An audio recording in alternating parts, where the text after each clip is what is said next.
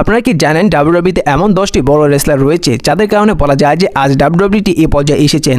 আর কিছুদিন পর সেই 10টি রেসলার বলা যায় যে ডাব্লিউডাব্লিউ থেকে রিটায়ার হয়ে যাবেন। এমনকি অলরেডি তার মধ্যে অনেক রেসলার রিটায়ার হয়ে গিয়েছেন। এমনকি ডাব্লিউডাব্লিউ সেই 10টি রেসলারের মতন তৈরি করছে এমন 10টি রেসলার যাতে করে সামনে সেই 10টি রেসলার তাদের মতন করে সামনে এগিয়ে নিয়ে যেতে পারে। প্রথম হচ্ছে যে রে মিস্টেরিও। ডাব্লিউডাব্লিউ রে মিস্টেরিও প্রচুর পুরনো সুপারস্টার, তিনি ডাব্লিউডাব্লিউর জন্য অনেক কিছুই করেছি। এবার ডাব্লিউডাব্লিউ রে মিস্টেরিওকে রিপ্লেস করে তৈরি করছে প্যান্টাকে। প্যান্টা যেমন লোচা ফ্যামিলির একজন, অপরদিকে রে মিস্টেরিও তিনিও লোচা ফ্যামিলির একজন। এবার ডাব্লিউডাব্লিউ দ্বিতীয় রে মিস্টেরিও বানাবে প্যান্টাকে, এবং দ্বিতীয়ত হচ্ছে গুন্থার।